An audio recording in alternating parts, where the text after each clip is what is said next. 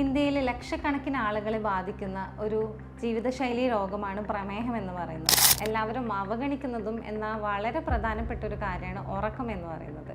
നമുക്ക് ശരിയായ കൃത്യമായ ഉറക്കം കിട്ടിയിട്ടില്ലെങ്കിൽ അത് നമ്മുടെ ബ്ലഡിലുള്ള പഞ്ചസാരയുടെ അളവ് കൂട്ടാൻ കാരണമാവുന്ന ഒരു ഘടകമാണ്. അതുപോലെ അവരുടെ ശരീരഭാരം പ്രോപ്പറായിട്ട് മെയിൻറ്റെയിൻ ചെയ്യുക, കുറച്ച് കൊണ്ടുവരാൻ ശ്രദ്ധിക്കുക. ഭക്ഷണത്തിൽ മധുരമടങ്ങിയ പാനീയങ്ങളും ബേക്കറി ഐറ്റംസും അത്തരം കാര്യങ്ങളൊക്കെ കുറച്ച് കൊണ്ടുവരിക. കൃത്യമായ വ്യായാമവും അതുപോലെ തന്നെ നമ്മൾ ഭക്ഷണത്തിലുള്ള ആഹാര ക്രമീകരണവും അതിനനുസരിച്ചുള്ള നമ്മൾ ഡയറ്റ് ചെയ്ത് കഴിഞ്ഞാൽ നമുക്കത് ഒരു പരിധിവരെ നിയന്ത്രിക്കാം. എന്നാൽ ചില കണ്ടീഷനിൽ നമ്മൾ മരുന്ന് കൂടെ ആവശ്യമുള്ള ഒരു അസുഖം തന്നെയാണ് ഈ പ്രമേഹം എന്ന് പറയുന്നത്.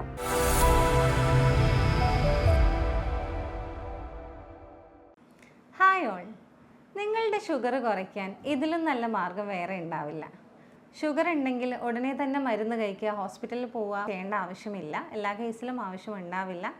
ഇത് ചെയ്ത് നോക്കിയിട്ട് ഈ കാര്യങ്ങളൊക്കെ ഒന്ന് ചെയ്ത് നോക്കിയിട്ട് നിങ്ങളുടെ ഷുഗർ കുറഞ്ഞില്ലെങ്കിൽ മാത്രം നിങ്ങൾക്ക് ഹോസ്പിറ്റലിൽ പോവുകയും അതുപോലെ മരുന്ന് കഴിക്കുകയും ചെയ്യാവുന്നതാണ്.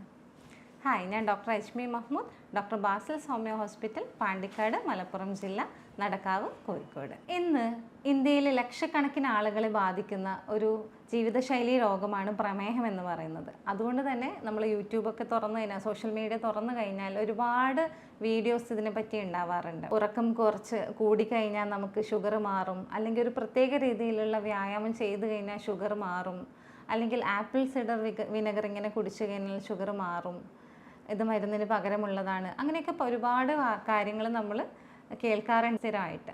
അപ്പോൾ ഇതിലൊക്കെ എത്രത്തോളം ശാസ്ത്രീയമായ അടിത്തറയുണ്ട് എന്നൊക്കെയുള്ളത് നമുക്ക് ഈ വീഡിയോയിലൂടെ നോക്കാം. നമ്മൾ മനസ്സിലാക്കേണ്ടത് ഷുഗർ എന്ന് പറയുന്നത് ഒരു ജീവിതശൈലി രോഗം ആണ്. അത് മാത്രമല്ല, ഇത് നമ്മുടെ ബോഡിയിലുള്ള ഇൻസുലിൻ്റെ പ്രവർത്തനത്തിൻ്റെയും അതുപോലെ ഇൻസുലിൻ ഉൽപ്പാദനത്തിൻ്റെയും ഒക്കെ ഒരു പ്രശ്നം കാരണം വരുന്ന ഒരു രോഗാവസ്ഥയും കൂടെയാണ്. അതുകൊണ്ട് തന്നെ നമുക്ക് കൃത്യമായ വ്യായാമവും അതുപോലെ തന്നെ നമ്മൾ ഭക്ഷണത്തിലുള്ള ആഹാര ക്രമീകരണവും അതിനനുസരിച്ചുള്ള നമ്മൾ ഡയറ്റ് ചെയ്ത് കഴിഞ്ഞാൽ നമുക്കത് ഒരു പരിധിവരെ നിയന്ത്രിക്കാം. എന്നാൽ ചില കണ്ടീഷനിൽ നമ്മൾ മരുന്ന് കൂടെ ആവശ്യമുള്ള ഒരു അസുഖം തന്നെയാണ് ഈ പ്രമേഹം എന്ന് പറയുന്നത്.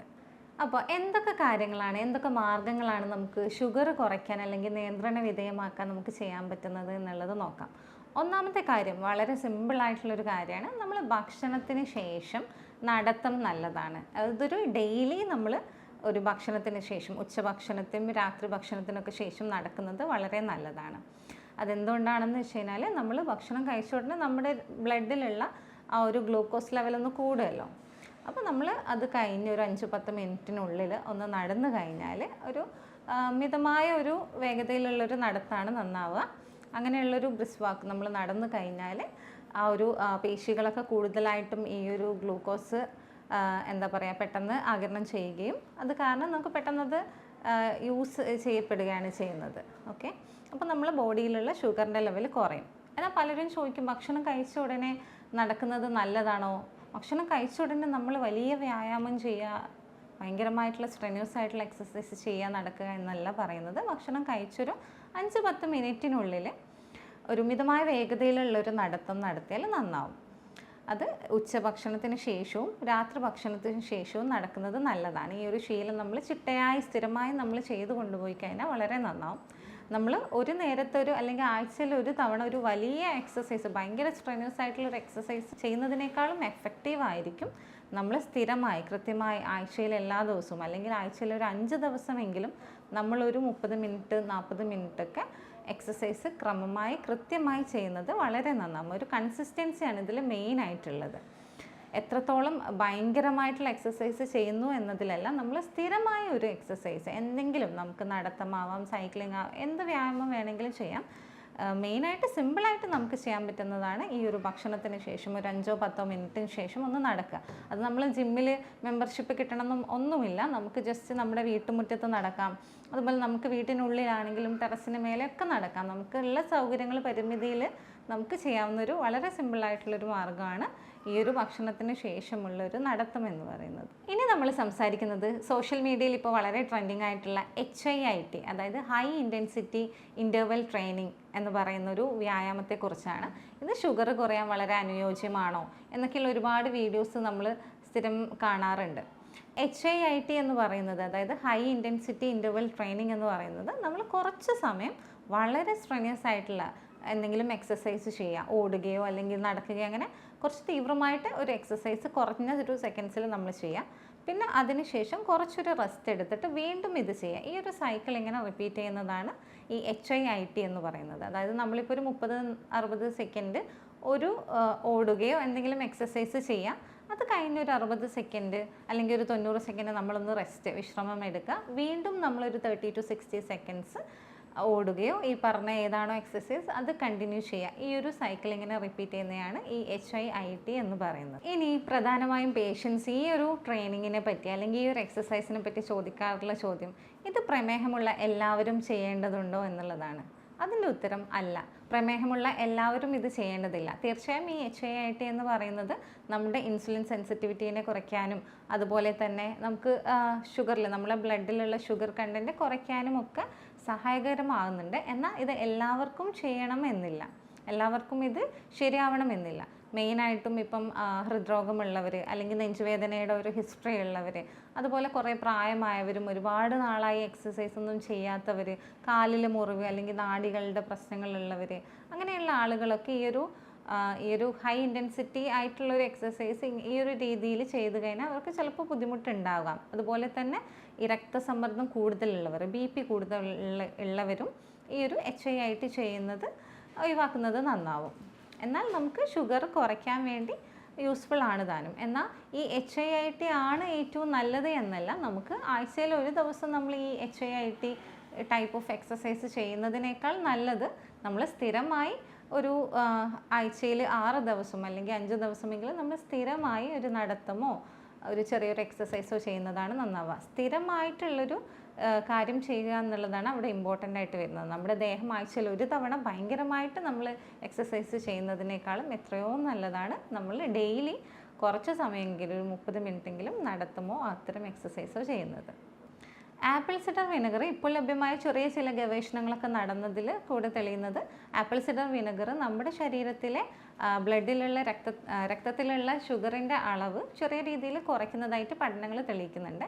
എന്നാൽ ഇത് എല്ലാവർക്കും ഇതുപോലെ ചെയ്യാമോ എന്നുള്ളതിൻ്റെ ഉത്തരം അല്ല എന്നാണ്. മാത്രമല്ല ആപ്പിൾ സിഡർ വിനെഗറിന് ചെറിയ ചില സൈഡ് ഇഫക്ട്സും കാര്യങ്ങളൊക്കെ അതുമുണ്ട്. അപ്പോൾ നമ്മൾ അതിനനുസരിച്ച് ചെയ്യുക. അത് നമ്മൾ വെറും വയറ്റിൽ ഡയറക്റ്റ് കഴിക്കുന്നതൊക്കെ പ്രശ്നമാണ്. നമ്മളൊരു ഗ്ലാസ് വെള്ളത്തിൽ ഒരു 1/2 ടീസ്പൂൺ ഈ ഒരു ആപ്പിൾ സിഡർ വിനെഗർ ഡൈലൂട്ട് ചെയ്തിട്ട് മാത്രമേ നമ്മൾ കുടിക്കാൻ പാടുള്ളൂ. അല്ലെങ്കിൽ നമ്മൾ കഴിക്കുന്ന ഭക്ഷണത്തിലോ ഉൾപ്പെടുത്തുക, അല്ലെങ്കിൽ സാലഡ്സിലൊക്കെ ഉൾപ്പെടുത്തിയിട്ടാണ് ഇത് കഴിക്കേണ്ടത്. ഇത് നേരിട്ട് കഴിക്കുമ്പോൾ നമ്മുടെ പല്ലിൻ്റെ ഇനാമലിനെയൊക്കെ ഇത് ബാധിക്കാറുണ്ട്. ദീർഘകാലമായി നമ്മളിത് കഴിക്കുന്നത്, അതുപോലെ വൈറൽ അൾസറും ബുദ്ധിമുട്ടൊക്കെ ഉള്ളവർക്കും ഇത് പ്രശ്നമായിട്ട് കാണാറുണ്ട്. അതുകൊണ്ട് തന്നെ ഡോക്ടറിൻ്റെ ഒരു നിർദ്ദേശപ്രകാരം മാത്രമേ നിങ്ങളിത് യൂസ് ചെയ്യാൻ പാടുള്ളൂ. എന്നാൽ ഇത് ബ്ലഡിലുള്ള ഷുഗറിൻ്റെ ഒരു ലെവൽ കുറയ്ക്കുന്നതിന് ചില പഠനങ്ങൾ തെളിയിച്ചിട്ടുമുണ്ട്. ഓക്കെ, ഇനി അതുപോലെ ഈ ചിലർക്ക് ഈ ആപ്പിൾ സിഡർ വിനെഗർ കുടിക്കുമ്പോൾ അവർക്ക് തൊണ്ടയിൽ അസ്വസ്ഥതയും ചൊറിച്ചിലും അങ്ങനെയുള്ള പ്രയാസങ്ങളൊക്കെ ഉണ്ടാവാറുണ്ട്. അപ്പോൾ ആപ്പിൾ സിഡർ വിനെഗർ നമ്മൾ ഉപയോഗിക്കുകയാണെങ്കിൽ അതിനനുസരിച്ച് അതിൻ്റെ എല്ലാ വശങ്ങളും നമ്മൾ മനസ്സിലാക്കണം. പ്രമേഹത്തിനുള്ള ചില മരുന്നുകൾ കഴിക്കുന്ന ആളുകളിൽ പെട്ടെന്ന് ആ ഒരു ഷുഗറിൻ്റെ ലെവൽ വളരെ കുറഞ്ഞു പോയിട്ടുള്ള പ്രയാസവും കണ്ടിട്ടുണ്ട് ഇത് യൂസ് ചെയ്യുന്ന ആളുകളിൽ. അപ്പോൾ ആപ്പിൾ സിഡർ വിനെഗർ എന്ന് പറയുന്നത് മരുന്നിന് പകരമല്ല, ഇത് മാത്രം കഴിച്ചാൽ മതി എന്നുള്ള ഒരു രീതി നമ്മളാരും വിശ്വസിക്കാൻ പാടില്ല.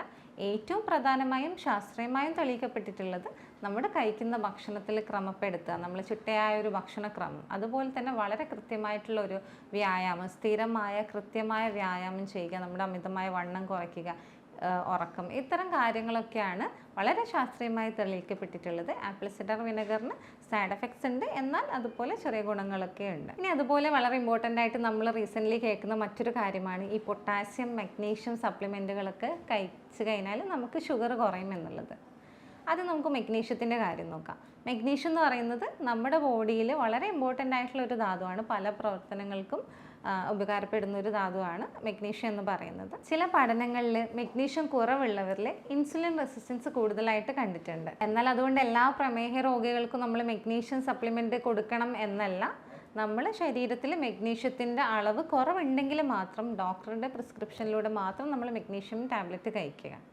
അതുപോലെ തന്നെ മറ്റൊരു ഘടകമാണ് പൊട്ടാസ്യം. പൊട്ടാസ്യം നമ്മുടെ ശരീരത്തിന് വളരെ ഇമ്പോർട്ടൻ്റ് ആയിട്ടുള്ളൊരു ധാതുവാണ്. എന്നാൽ പൊട്ടാസ്യം അമിതമായി കഴിക്കുന്നത് വളരെ അപകടകരമാണ്. എല്ലാവർക്കുമല്ല, വൃക്ക രോഗങ്ങളൊക്കെ ഉള്ള ആളുകളിൽ ഹൃദയമിടിപ്പ് കൂടാനും മറ്റ് അസ്വസ്ഥതകളൊക്കെ ഉണ്ടാവാനുള്ളൊരു സാധ്യതയുള്ളൊരു ഘടകമാണ്. അതുകൊണ്ട് തന്നെ നമുക്ക് ആ ഒരു സപ്ലിമെൻറ്റിൻ്റെ പൊട്ടാസ്യത്തിൻ്റെയോ മഗ്നീഷ്യത്തിൻ്റെയോ ഒക്കെ കുറവുണ്ട് എന്നുള്ളത് നമ്മൾ ഇൻവെസ്റ്റിഗേഷനിൽ കണ്ടു കഴിഞ്ഞാൽ മാത്രം നമ്മളത് കഴിക്കേണ്ടതാണ്. അതായത് ഇത്തരം സപ്ലിമെൻറ്റുകൾ എല്ലാവർക്കും ഉള്ളൊരു പരിഹാരമല്ല, അത് ആവശ്യമുള്ളവർക്ക് മാത്രമുള്ള പരിഹാരമാണ്. അത് കുറവുള്ളവർക്ക്, ഡെഫിഷ്യൻസി ഉള്ളവർക്ക് മാത്രമുള്ളൊരു പരിഹാരമാണ് ഇത്തരം സപ്ലിമെൻറ്റ്സ് എന്ന് പറയുന്നത്.